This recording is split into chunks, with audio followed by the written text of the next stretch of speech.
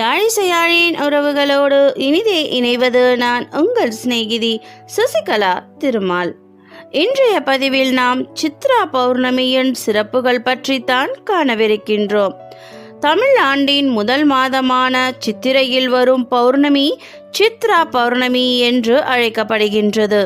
நிலா காலங்கள் எல்லாம் விழா காலங்களாக கொண்ட தமிழர்கள் சித்ரா பௌர்ணமியையும் கொண்டாடினார்கள். சித்திரை மாதத்தில் உச்சம் பெறுபவர் சூரியன். அதேபோல் அந்த மாத பௌர்ணமி அன்று முழுமதியாக திகழ்பவர் சந்திரன். ராஜ கிரகங்களான சூரியனும் சந்திரனும் முழு பலத்துடன் இருக்கும் மாதம் என்பதால் சித்திரை மாதத்தில் வரும் சித்ரா பௌர்ணமி சிறப்புக்குரியதாக மாறுகிறது. சித்ரா பௌர்ணமி அன்று களங்கமில்லாத முழு நிலவின் அழகை கண்டு ரசிக்க கடற்கரை பூங்கா போன்ற இடங்களில் மக்கள் ஒன்று கூடுவார்கள். திருச்சி மலைக்கோட்டை கோவிலில் ராசராச சோழனின் 10ஆம் ஆண்டு கல்வெட்டில் சித்ரா பௌர்ணமிக்கு நிபந்தம் கொடுத்த குறிப்பு உள்ளது. இதன் மூலம் தமிழர்கள் தொன்று தொட்டு சித்ரா பௌர்ணமி வழிபாட்டை மேற்கொண்டு வருகிறார்கள் என்பதை அறிய முடியும். சூரியனின் மறைவும் சந்திரனின் உதயமும் பெரும்பாலும் ஒரே நேரத்தில் நிகழும் நாள் இது. அதனால் இந்த எழிலை காணவே பலரும் கன்னியாகுமரிக்கு செல்வது உண்டு. சித்ரா பௌர்ணமி அன்று மதுரை கள்ளழகர் வைகையாற்றில் இறங்கி மண்டூக மகரிஷிக்கு அருள் புரியும் வைபவம் நடைபெறுகிறது. பௌர்ணமி என்பது முழு நிலவு வானில் பிரகாசமாக தோன்றும் அற்புதமான நாள். இந்த நாளில் நல்ல அதிர்வலைகள் ஏற்படும். அப்பேற்பட்ட சக்தி மிகுந்த நாளில் தேவி வழிபாடு செய்வது தீய சக்தியில் இருந்து நம்மை காக்கும். அம்மன் கோயிலுக்கு சென்று பௌர்ணமி நன்னாளில் வழிபாடு செய்தால் வாழ்வில் இதுவரை பட்ட கஷ்டங்கள் அனைத்தும் விலகும். சித்ரா பௌர்ணமி நாளில் காஞ்சிபுரம் ஸ்ரீ வரதராஜ பெருமாள் நடவாவி என்னும் கிணற்றுக்குள் எழுந்தருள்வார். ஸ்ரீ ராமானுஜருக்கு வரதராஜ பெருமாள் காட்சியளித்து அருள்பாலித்த வைபவத்தை கொண்டாடும் விதமாக இந்த திருவிழா நடந்து வருகிறது. நாமக்கல் கொல்லிமலை அரபலீஸ்வரர் கோயிலில் சித்ரா பௌர்ணமி அன்று சித்தர்கள் நீராடிய பொய்கை கோயில் தீர்த்தமாக சரபேஸ்வர தீர்த்தத்தில் கலப்பதாக புராணங்கள் சொல்கின்றன. குற்றாலத்தில் உள்ள செண்பகாதேவிக்கு சித்ரா பௌர்ணமி அன்று சிறப்பு பூஜைகள் நடைபெறும். அப்போது சந்தன வாசனையுடன் மழை பொழியும் என்றும் கூறப்படுகிறது. இத்தனை சிறப்பு நிறைந்த சித்ரா பௌர்ணமியின் விசேஷங்களில் ஒன்று சித்திரகுப்த வழிபாடு. பூலோகத்தில் மனிதர்கள் செய்யும் பாவ புண்ணிய கணக்குகளை எல்லாம் எழுதுபவர் சித்திரகுப்தர். பார்வதி தேவி வரைந்த சித்திரத்திலிருந்து பிறந்தவர் என்பதால் அவருக்கு சித்திரகுப்தர் என்ற பெயர் ஏற்பட்டது.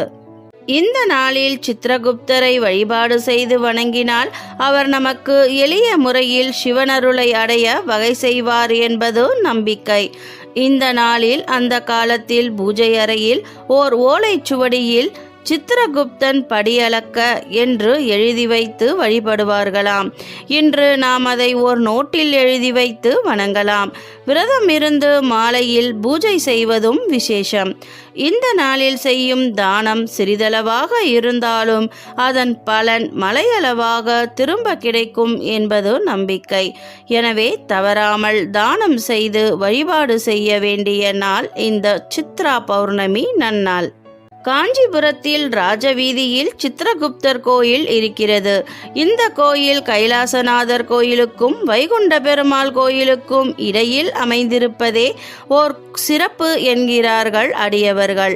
அதாவது அவரவர் செய்யும் பக்திக்கு ஏற்ப கைலாயத்திற்கோ வைகுண்டத்திற்கோ அனுப்பி வைப்பவர் இவரே என்கிறார்கள். அவரை பற்றி குறிப்பிடும்போது கையில் எழுத்தாணியும் ஓலைச்சுவடியும் கொண்டவர் சித்திரகுப்தர் என்று சுட்டப்படுகிறார். கர்ணாம்பாள் இவரது மனைவியின் பெயர். காஞ்சிபுரம் கோயிலில் இவர் கர்ணாம்பாள் சமேதராக காட்சி கொடுக்கும் உற்சவமூர்த்தி உள்ளது. கர்ணம் என்றால் கணக்கு பிள்ளை என்பார்கள். கர்ணத்தின் மனைவியாதலால் இவரை கர்ணாம்பாள் என்கிறார்கள். திருவண்ணாமலையில் சித்திரகுப்தன் விசித்திரகுப்தன் ஆகிய இருவருக்கும் சந்நிதி உள்ளது. வழக்கமாக சிவாலயம் சென்று வழிபட்டாலே சித்திரகுப்தரின் அருளை பெறலாம். சித்ரா பௌர்ணமி எல்லோரும் சிறப்பாக கொண்டாடுகின்ற வைபவம். இந்த நாளில் ஆலயங்களுக்கு சென்று வழிபடுவது மிகவும் சிறப்பு வாய்ந்தது.